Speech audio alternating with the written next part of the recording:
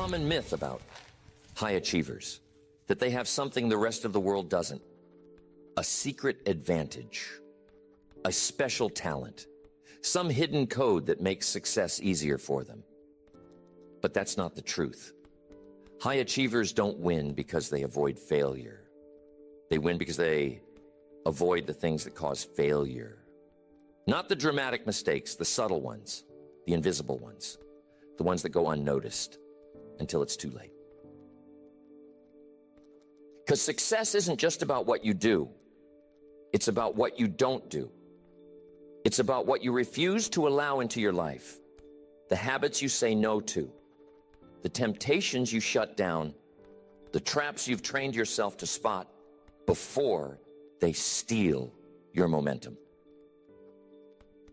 The people who rise and stay there are not perfect. They're disciplined, not in the glamorous ways, but in the ways no one sees. They are ruthless about how they spend their time. They are selective about who they give energy to. They are precise with their routines. And above all, they are relentless about protecting the system that protects their progress.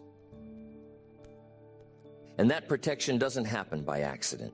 It happens because they've learned, sometimes the hard way, that a few small mistakes, repeated consistently, are more dangerous than any one big failure. That drift is more dangerous than destruction. That habits kill more potential than chaos ever could. They've learned how to spot those mistakes, the subtle ones, the ones that masquerade as harmless, the ones that whisper instead of shout, the ones that dress up as ambition but are actually avoidance, the ones that feel smart but are slowly eroding everything they're working to build. This is what separates the ones who rise from the ones who plateau. Not just effort, but awareness. Not just drive, but direction. Not just speed, but precision. High achievers don't just know what to do. They know what to avoid, what to say no to, what to eliminate, what to protect at all costs. Because success is not just built, it's defended. And every level you reach comes with a new set of traps, new distractions, new patterns that can pull you down faster than you climbed. If you're not watching closely, if you're not intentional, if you're not protecting your edge, you lose it. So this is the blueprint. Not for more hustle, but for more wisdom. Not for doing more, but for removing what doesn't belong. These are the 10 mistakes high achievers avoid, not by luck, but by discipline. And the more of them you eliminate, the more clearly the path will open. The first mistake that kills success is trying to please everyone. It sounds harmless. It sounds noble. It even sounds strategic. Keep everyone happy. Stay in good standing. Avoid friction. But it's poison to progress. Because the moment you try to please everyone, you lose sight of what actually matters. You stop leading. You start performing. You start chasing approval instead of pursuing alignment. High achievers know they're not for everyone. They're not trying to be. They're not adjusting their vision based on who claps and who doesn't. They don't dilute their decisions for the sake of making people comfortable. Because the more time you spend managing perceptions, the less time you spend building reality. Pleasing people is expensive. It costs energy, time, clarity, direction. It pulls you away from your priorities. It waters down your execution. You say yes to the things that don't serve you. And suddenly your day is filled with obligations that lead nowhere. And the scariest part, most of the people you're trying to please won't remember your effort. Or worse, they'll expect it again. You're not here to manage everyone's opinion. You're here to lead. And leadership means disappointing some people. It means drawing hard lines. It means doing what's right, even when it's unpopular. especially when it's unpopular, because progress is rarely convenient. It doesn't ask for permission. It doesn't wait until everyone agrees. You need to get comfortable with being misunderstood, not reckless, not dismissive, but focused. Focused enough to stay on your path, even when others question it. Focused enough to say, I understand your opinion, but I am not building my life around it. Because when you need everyone to like you, you stop being yourself. You filter your truth. You soften your standard. You hesitate to say what needs to be said, to do what needs to be done. And slowly, you trade power for approval. High achievers don't operate that way. They're not reckless, but they are clear. They know what matters. They know what moves the needle. They're not rude, but they are unapologetic about their boundaries. They don't allow guilt to dictate their calendar. They don't allow social pressure to override personal conviction. They understand that every yes is a no to something else, that every compromise must be weighed, that their energy is finite, that their time is sacred, that clarity only survives in a protected environment. And people-pleasing is the opposite of protection. It's the open-door policy to chaos. You will have to say no sometimes, to friends, to coworkers, to family, to opportunities that look good but don't fit. You'll have to say no to being liked, to being praised, to being invited back. And every time you do, it will sting, but it will also sharpen you. It will make you cleaner, clearer, more aligned. Because people-pleasing isn't really about kindness. It's about fear. Fear of rejection, fear of disapproval, fear of standing alone. But high achievers know that solitude is part of the climb, that conviction is often lonely, that leadership is often quiet. They choose long-term alignment over short-term harmony. They choose real respect over cheap approval. They choose the few who get it over the many who don't. Because when you stop needing to please everyone, you start to please the one person who matters most, your future self. And that version of you, the one who reaches the top, they didn't get there by asking for permission. They didn't get there by playing small so others could feel big. They didn't get there by trying to keep everyone happy. They got there by choosing to be honest, focused, free. The second mistake high achievers avoid is waiting for motivation. It's the drug most people are addicted to without realizing it. That hit of energy, that surge of inspiration, that lightning bolt that makes the work feel easy for a moment. And when it's there, people move.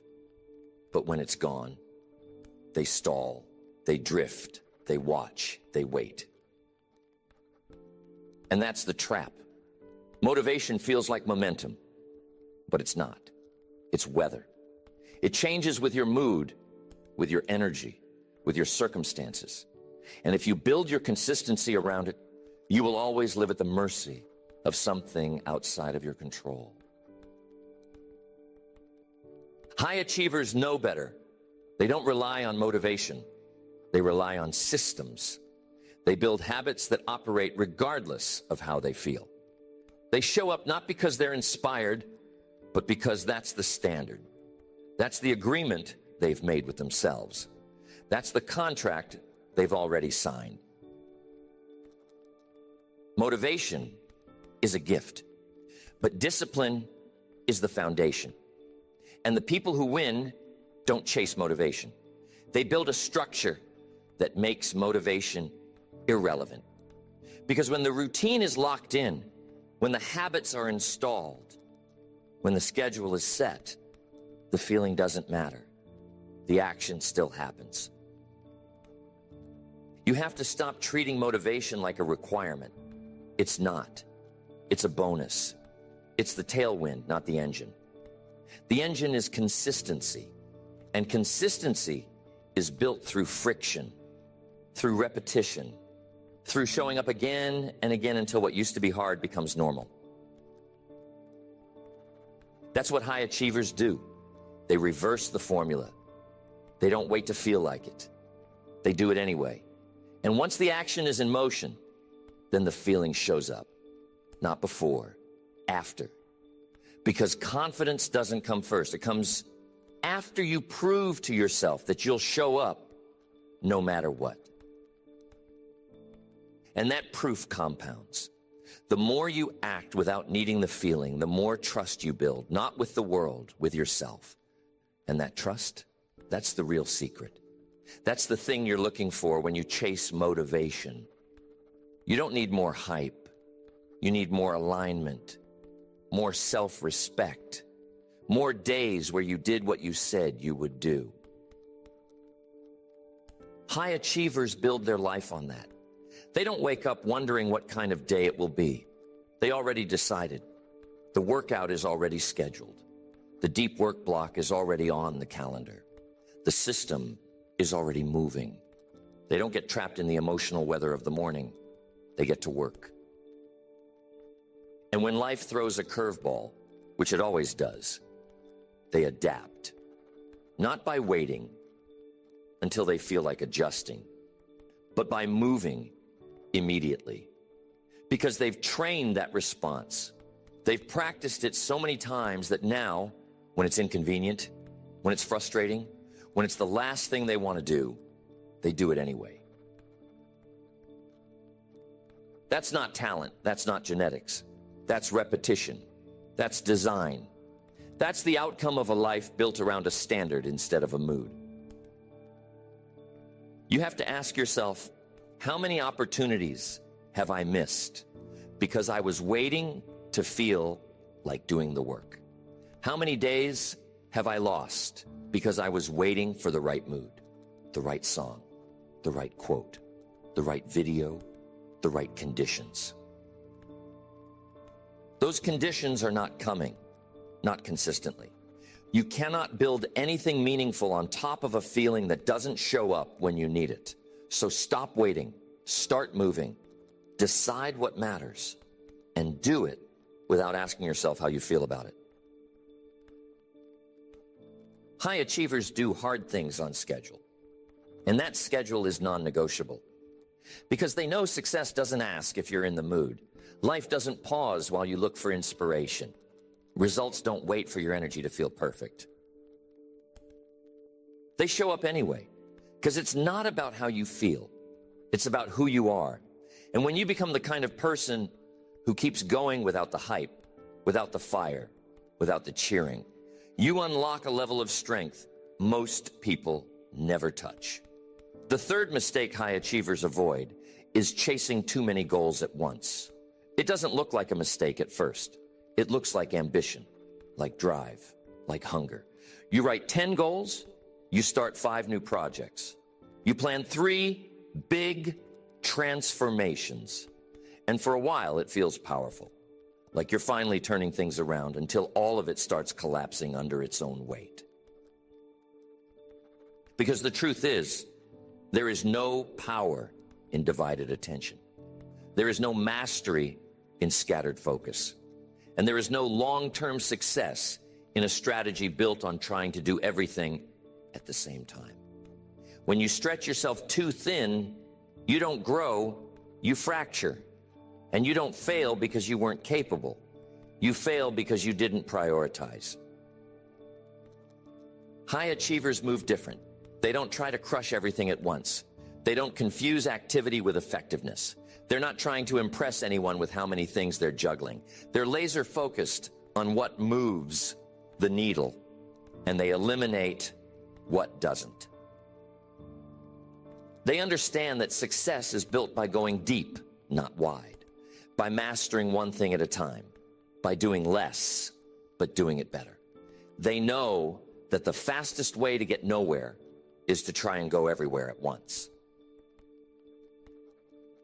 When you have too many goals, you never give any of them enough weight. You spread your energy across too many fronts. You have no clarity. no simplicity, no clear win. Just a bunch of half-finished projects and an overwhelming list of intentions that never become reality. And when that happens, you lose trust in yourself. You stop believing your own promises. You start seeing your goals as suggestions instead of commitments. Not because you're lazy, but because you keep biting off more than your system can handle. High achievers avoid this by being ruthless with clarity. They define the single most important objective. The one thing that, if accomplished, makes everything else easier or unnecessary. And then they aim all of their firepower at it. Time, energy, focus, all of it. Not forever, but long enough to make real traction. This is not a lack of ambition. This is precision. This is maturity. This is understanding that success isn't about how much you can start. It's about how much you can finish. And finishing requires focus. Finishing requires simplicity. Finishing requires eliminating 90% of the noise so you can dominate the 10% that matters. You have to stop romanticizing complexity. You have to stop confusing being overwhelmed with being productive. You have to stop thinking that your worth is tied to how much is on your plate. High achievers don't try to do everything. They build momentum by doing the right things in the right order, with the right intensity. You need to build your life around priorities, not pressure, around what matters, not what's loudest. That means making hard decisions, saying no to good ideas that don't align, delaying goals that don't serve your mission right now, sacrificing variety for depth. And when you do that, something incredible happens. Results show up faster because now your energy is concentrated. Your actions compound. Your time matters. You're not just checking boxes. You're building something real. This is how high achievers scale.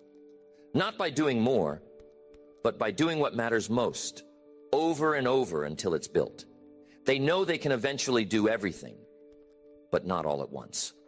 So they sequence, they stagger, they stack wins, and every win strengthens the next one.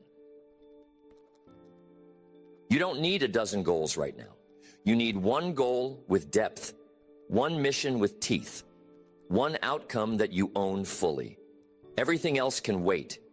Everything else can come later, but if you don't lock in one, you'll keep spinning in circles. It's not a lack of time that's stopping you. It's a lack of focus. It's the belief that you can do everything and that all of it needs to be done now. That belief is killing your progress. It's flooding your calendar. It's bleeding your energy. It's keeping you average. High achievers reject that mindset. They respect their energy. They protect their focus. They don't dilute their power by chasing every shiny thing. They pick the one thing that matters most, and they go all in. The fourth mistake high achievers avoid is emotional decision-making. It's one of the most subtle destroyers of momentum. One moment of stress, and you abandon the plan. One wave of fear, and you change direction. One bad day, and you burn the whole thing down. The problem isn't the emotion itself. It's that most people let their emotions vote. They let their feelings into the driver's seat. And before long, they're miles off course. High achievers don't do that. They still feel the emotion. They still have the fear, the doubt, the anger, the exhaustion. But they've trained themselves to respond instead of react. They've built systems that protect their future from the turbulence of their current mood. Because your emotions aren't always right. In fact, when the pressure's on, they're often wrong. Your anxiety tells you to escape when you need to lean in.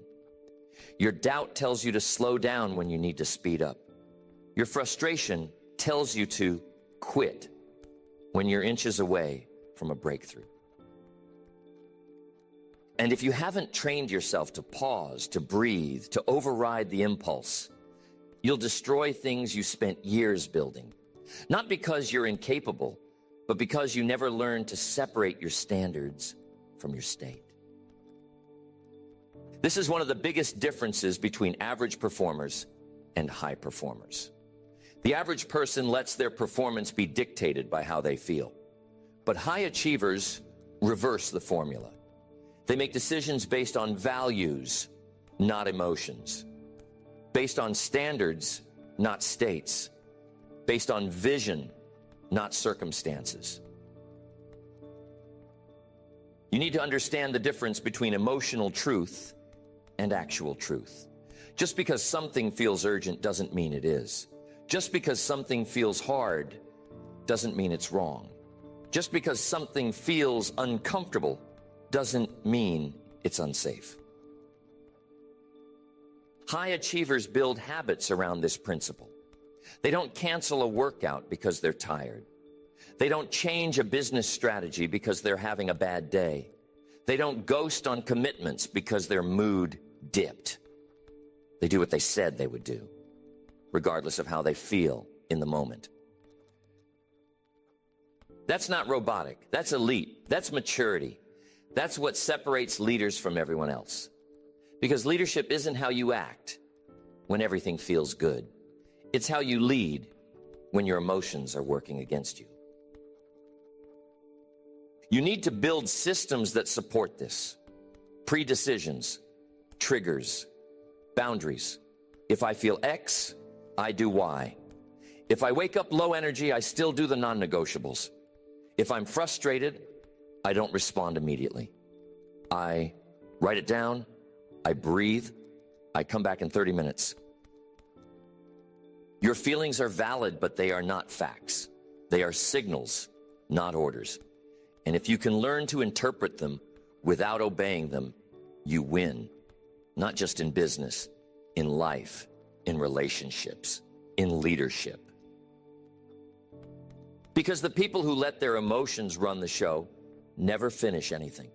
They're always starting over, always recalibrating, always resetting because they never finished the last thing. Not because it didn't work, but because they bailed the second it stopped feeling good. High achievers commit through the storm. They don't panic.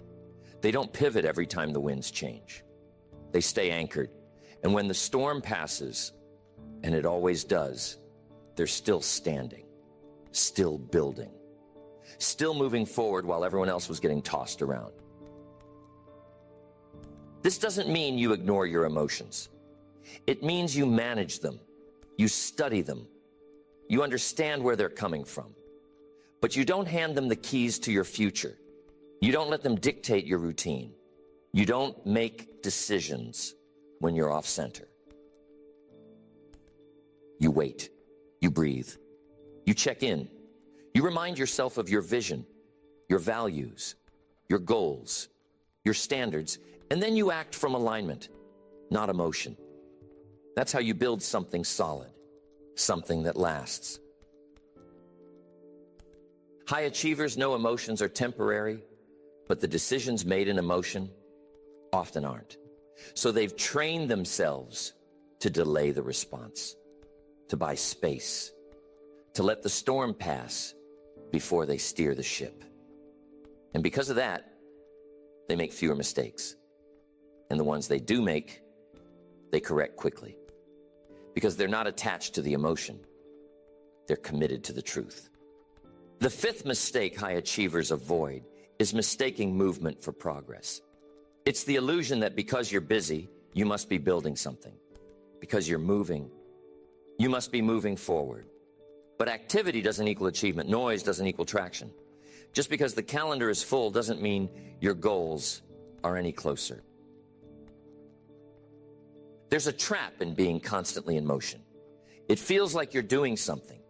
You're on calls. You're in meetings. You're working late. You're multitasking. You're grinding. But at the end of the week, you can't point to a single measurable outcome. Nothing got sharper. Nothing got finished. Nothing got real traction. High achievers operate differently. They don't measure their effort in hours. They measure it in outcomes, in results, in momentum. They know the difference between being productive and being performative, between progress and movement, between being intentional and being reactive. They aren't impressed by being busy.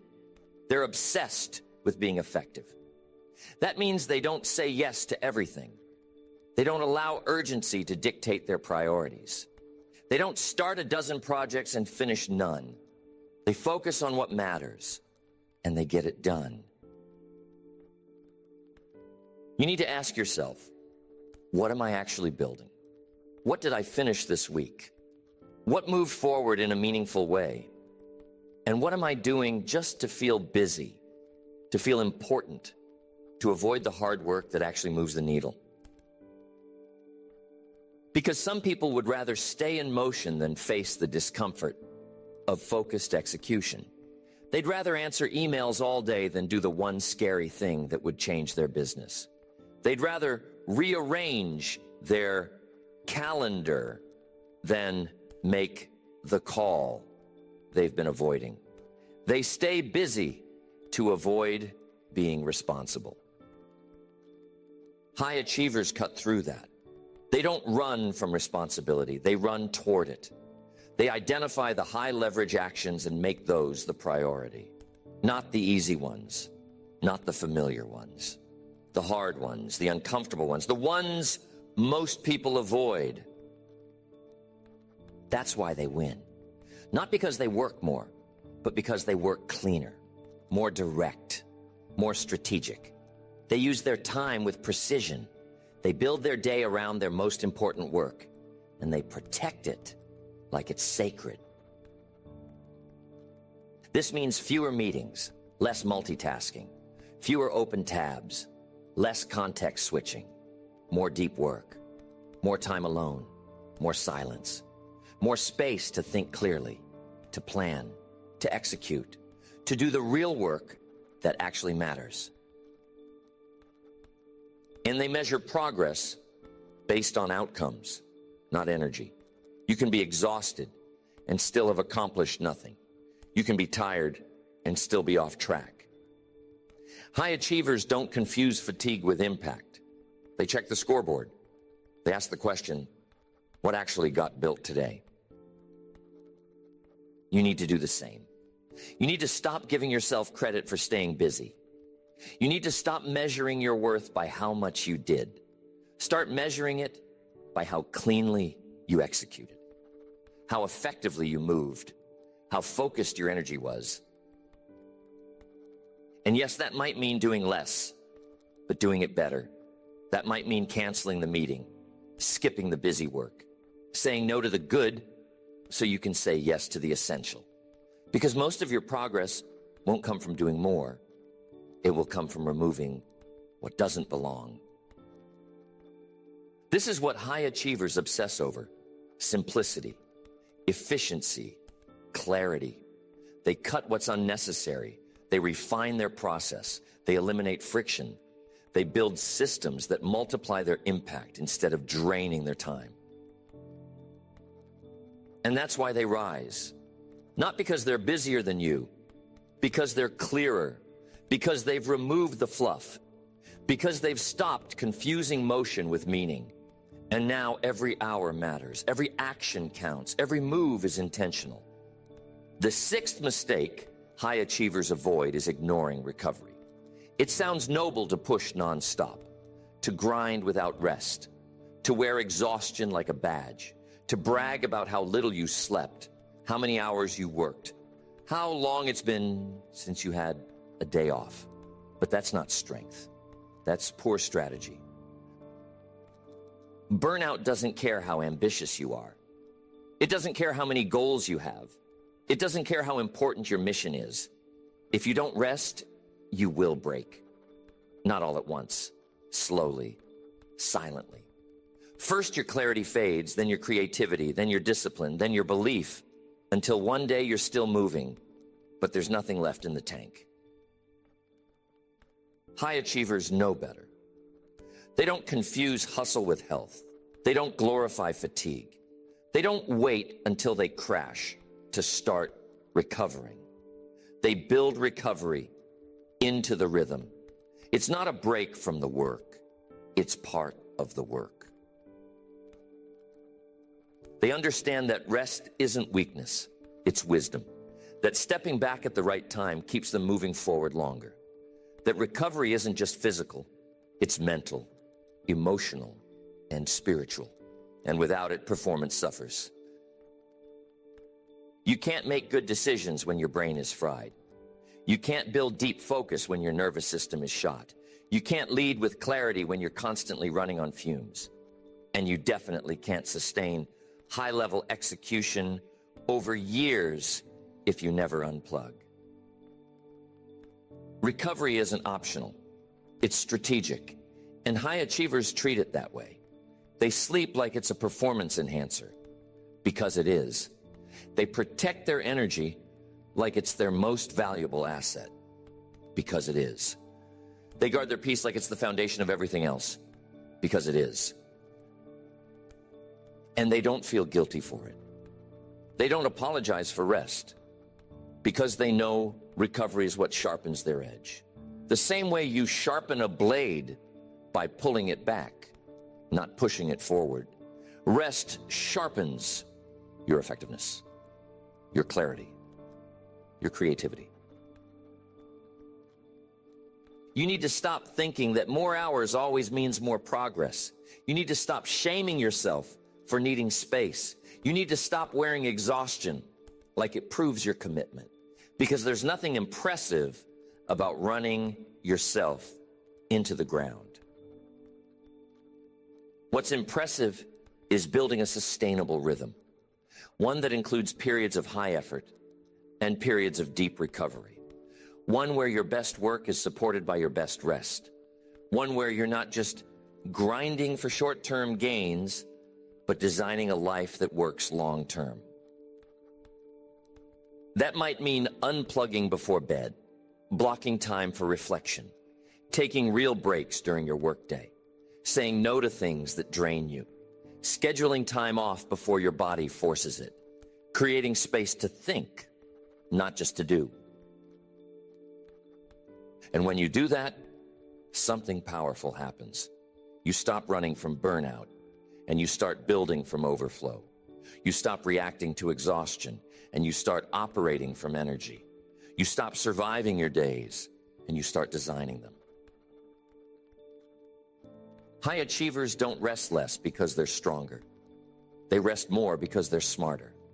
They rest strategically, intentionally, proactively, because they know the cost of running empty. They've been there. They've seen what happens when you ignore the signals. So now they protect their edge. They don't wait until they fall apart. They maintain their system the same way an elite athlete maintains their body, with care, with precision, with discipline, not because it's soft, but because it's necessary. You need to start thinking that way. Stop waiting for the crash. Start designing your rhythm. You don't need to slow down forever, but you do need to build in the pauses, the reset points, the recalibration, because success isn't about how long you can run, it's about how far you can go. The seventh mistake high achievers avoid is comparing themselves to others, not because they're immune to it, but because they know it's a trap, a silent killer, a thief in disguise. Comparison doesn't look like failure, it looks like inspiration, like benchmarking, like drive, until it turns into self-doubt, until it turns into distraction, until it turns into poison. You start watching what everyone else is doing. Who's ahead? Who got there faster? Who's making more? Who's getting more attention? Who's trending? And suddenly, your focus shifts. You're not building anymore. You're measuring. You're not executing anymore. You're reacting. You're not living your path. You're obsessing over someone else's. High achievers know how to block that noise. They're aware of the world, but they're not consumed by it. They use observation as information, not identity. They can see what others are doing without letting it change their direction. Because they know their real competition isn't out there. It's in the mirror. The only scoreboard that matters is your own. Are you better than yesterday? Are you more consistent than last month? Are you living in alignment with what you said mattered most? That's the metric. That's the game. That's the race. And it has nothing to do with what anyone else is doing. Because comparison kills momentum. It makes you question the right path. It convinces you to pivot when you should double down. It pulls you into lanes that were never meant for you. And before long, you're building a life that looks good online, but doesn't feel right inside. High achievers reject that. They don't chase trends. They don't follow the crowd. They don't copy the formula. They build their own, even when it's slow, even when it's quiet, even when no one's clapping. Because they're not building for applause, they're building for impact. And they know the cost of distraction. Every second you spend analyzing someone else's pace is a second you're not sharpening your own. Every time you wish for someone else's result, you're ignoring the power of your own process. Every time you let envy take root, you weaken your focus. This isn't about isolation, it's about insulation, protecting your mind from noise, from metrics that don't matter, from values that aren't yours, from pressure that doesn't belong to you. Because once you absorb it, it becomes yours. And now you're chasing something you didn't choose. High achievers don't do that. They define their own values, their own success, their own pace, their own path, and they trust it. Even when it doesn't look like anyone else's, especially when it doesn't look like anyone else's. Because they know what happens when you stay in your lane long enough. You create separation. You build depth. You master your craft. You create something others want to copy, but you're not distracted by that either, because you're still focused, still building, still anchored. And yes, comparison will still sneak in. It's human. But high achievers catch it early. They feel the emotion, but they don't feed it. They notice the distraction, but they don't nurture it. They see the noise, but they don't give it volume. Because they know their greatest power comes not from chasing what's loud, but from committing to what's true. Not from watching the race, but from owning their stride. And they run that race with blinders on. Not because they're arrogant, but because they're clear. That kind of clarity, it's rare, it's powerful, it's unshakable. And it only comes when you stop looking sideways and start looking forward. The eighth mistake high achievers avoid is waiting for perfect conditions. It's one of the most seductive lies in personal growth. The idea that once things settle, once you feel ready, once the timing is right, then you'll begin. Then you'll go all in. Then you'll finally commit. But that moment never comes. And while you wait, your window closes. Perfection is a mirage. It looks real from a distance, but the closer you get, the more it disappears. And if you build your life around waiting for clarity, for confidence, for certainty, you'll be waiting forever. Because clarity comes from movement. Confidence comes from execution. Certainty is the reward for risk, not the prerequisite. High achievers don't wait. They move, even when it's messy, even when they're unsure, even when it's uncomfortable, especially when it's uncomfortable, because they understand that momentum isn't found, it's created, not through planning, through action. The person who starts now, even with doubt, even with fear, will always outperform the person who waits for everything to feel right. Because while you're waiting to be certain, someone else is getting reps. They're failing forward. They're learning on the field while you're thinking in the stands. And it's easy to disguise this mistake as wisdom. You say you're being strategic, you're preparing, you're gathering information. But at some point, preparation becomes procrastination. And if you're honest, most of the time you're not researching, you're avoiding, not planning, you're stalling. High achievers see through that. They know when it's time to stop thinking and start moving. They know they won't have all the answers before they begin, and that's okay. They trust themselves to figure it out on the way. They trust the process more than the plan. You don't need a perfect plan. You need to get in motion.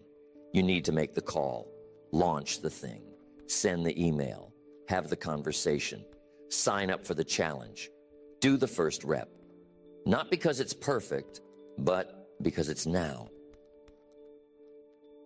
And when you act before you're ready, you build a kind of self-respect that no amount of planning can give you. You become someone who moves, someone who leads, someone who acts with courage, not just caution, someone who's done waiting. You have to kill the fantasy that one day it's all going to feel easy, that the nerves will disappear, that the path will light up with no fear and no resistance. That day never comes. What comes is you deciding that discomfort is not a red light. It's a green one. Discomfort means growth. Uncertainty means you're stretching. Fear means you're moving in the right direction. High achievers feel those things and go anyway. They don't numb it. They don't wait it out. They use it. Because when you take action in the presence of fear, something shifts. You stop seeing fear as an enemy and start seeing it as a signal. You stop needing the perfect moment and start realizing the best moment was the one you just created. And you don't need to leap. You just need to start. Progress is found in inches, not miles.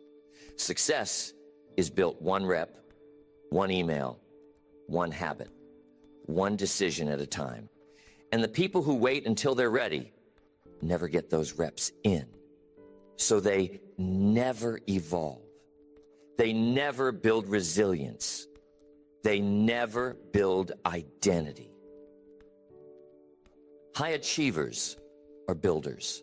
They're not perfectionists. They're not waiting for flawless. They're moving with purpose. They don't need the full path to take the first step. They don't need all the data to trust their gut. They don't need permission to begin. And because of that, they learn faster. They grow faster. They fail faster. They recover faster. And that speed, that velocity, that rhythm, it separates them. Not because they started with more, but because they stopped waiting. The ninth mistake high achievers avoid is letting comfort become the goal. It starts small. You win a little. You build something that works. You stop struggling the way you used to. The pressure eases up. The chaos calms down. And if you're not careful, you start pulling back. Just a little. You stop sharpening. You stop stretching. You let yourself off the hook because now you can. But that's the trap. When comfort becomes the destination, progress dies. Growth dies. Hunger dies. And slowly, without knowing it, you start sliding back. Not because you made a bad decision, but because you stopped making great ones. You stopped pushing when the resistance wasn't mandatory anymore. You stopped being dangerous because the urgency disappeared. High achievers understand this. They know comfort is a beautiful place to rest, but a dangerous place to live. They don't fear comfort, but they don't worship it either. They use it, but they don't bow to it. And when they feel themselves softening, they wake themselves up. They find new challenges. They set new standards. They create new levels to reach for because they know Staying the same is not neutral. It's decline. You don't coast in life. You slide, slowly, subtly, silently, until one day you look around and realize your edge is gone. You used to push. Now you negotiate. You used to stretch. Now you protect. You used to run toward the resistance. Now you explain why it's not necessary anymore. You've replaced the hunger that built your life with a logic that's keeping you from growing it. And it sounds smart. I need balance. I've earned this. I don't have to prove anything. All of it sounds noble, but it's comfort wearing a disguise. And if you don't catch it, it becomes your new standard. Not because you chose it, but because you allowed it. High achievers stay uncomfortable on purpose, not in chaos, but in growth. They intentionally stretch. They intentionally put pressure on their system, not recklessly, but strategically. They don't need pressure from the outside to push. They generate it from within. You need to do the same. You need to catch the moment where comfort starts replacing challenge, where convenience starts replacing courage, where your days feel smooth, but your edge feels dull. That's the moment to make a change. Push yourself, not out of fear, but out of respect, out of reverence for the life you're building, out of commitment to the person you're becoming. You don't stretch yourself because you hate where you are. You stretch because you love who you could be. And you do it with precision. You pick the area. You raise the bar. You make it non-negotiable. Maybe it's physical. Maybe it's financial. Maybe it's spiritual. Maybe it's relational. But you choose one area and you decide the current level is no longer acceptable. And you train yourself to seek that discomfort, not to prove anything to the world, but to prove something to yourself, that you're still sharp, that you're still dangerous, that you still have the ability to level up even when it's not required. Because high achievers don't need life to collapse before they grow. They grow because they choose to, because they've built a pattern of preemptive evolution. They don't wait for pain. They train through intention. You can't coast your way to greatness. You can't glide into your next level. You have to resist the pull to settle, to manage, to maintain.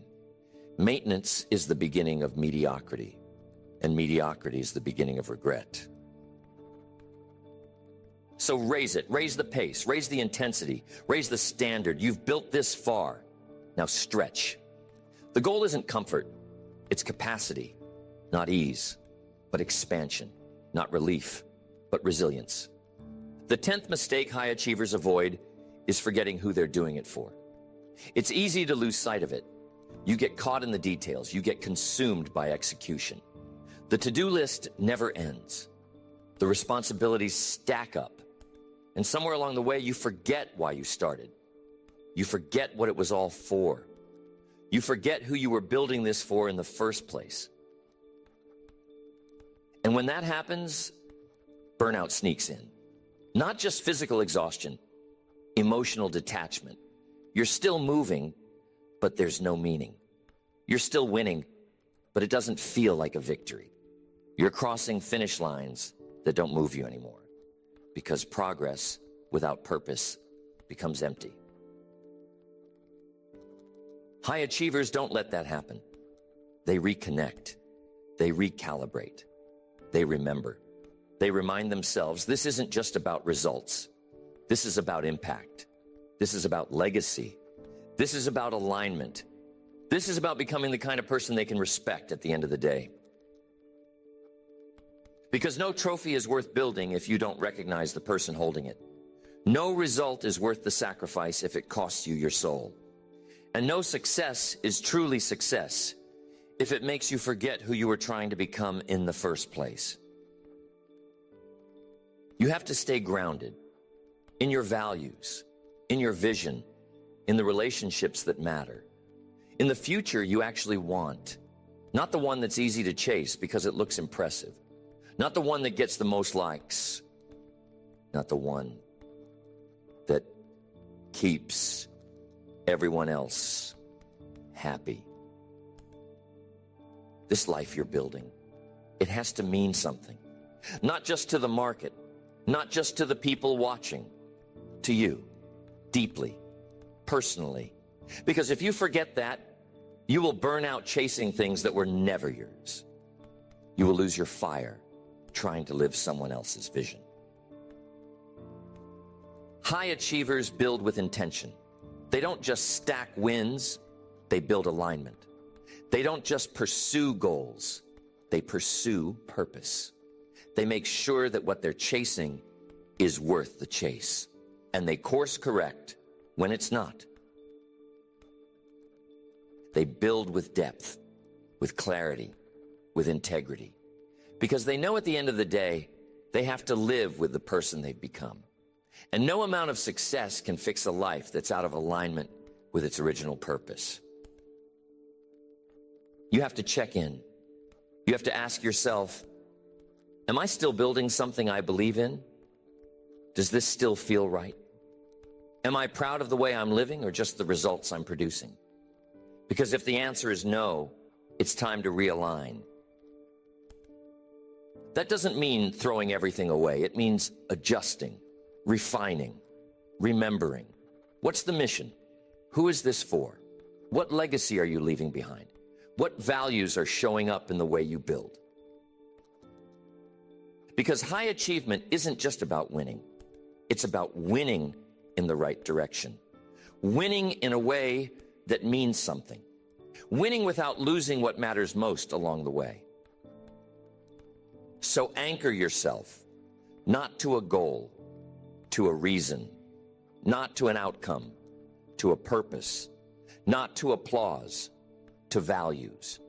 Because when the noise fades and the pressure lifts and the results are finally in, none of it will matter if you forgot who you were trying to become. Success is not a mystery. It's not magic. It's not reserved for a select few. It's a result, a product of clarity, discipline, precision, and ruthless awareness.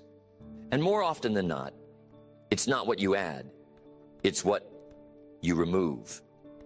The mistakes you don't make, the distractions you don't chase, the habits you don't tolerate. You've seen them now. 10 mistakes that quietly kill success. Not the dramatic failures, not the obvious breakdowns, the subtle ones. The ones that sneak in when you're tired, when you're distracted, when you let your guard down. The ones that sound reasonable, sensible, harmless, until they start eroding everything you've built. And the truth is, you won't avoid all of them all the time. You're human. You will slip. You will catch yourself mid-pattern. You will look up and realize you've drifted.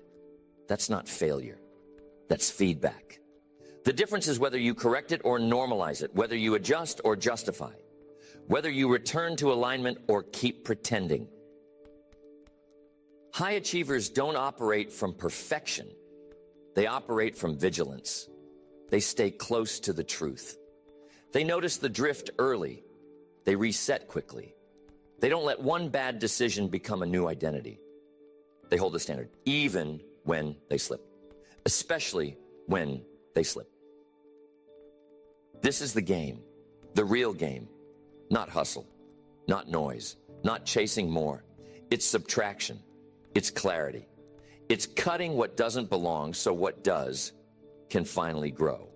And it's committing, not once, but daily, to building a life that's not just impressive, but real. Not just productive, but aligned. So now the question is, what are you going to eliminate? What habit is killing your momentum? What mindset is keeping you small? What pattern are you still defending that you know has to go? What excuse sounds noble, but is actually costing you the most. Because the moment you cut it, the moment you make the decision to stop feeding what weakens you, you gain power. Focus returns. Energy rebuilds. Progress compounds. You clear the runway for a version of yourself that's been buried under clutter for too long. You already know what that version looks like. You've seen glimpses in moments of discipline, in flashes of clarity, in times where everything lined up and you felt it. You were on. You were sharp. You were aligned. You didn't need motivation. You were moving from a deeper place. That version of you is still there. And every mistake you eliminate pulls them forward. Every drift you correct sharpens their edge. Every pattern you kill becomes fuel for the next level. You don't need more hype. You need more honesty, more subtraction, more elimination. Because what you want isn't found in adding more. It's found in removing what's in the way.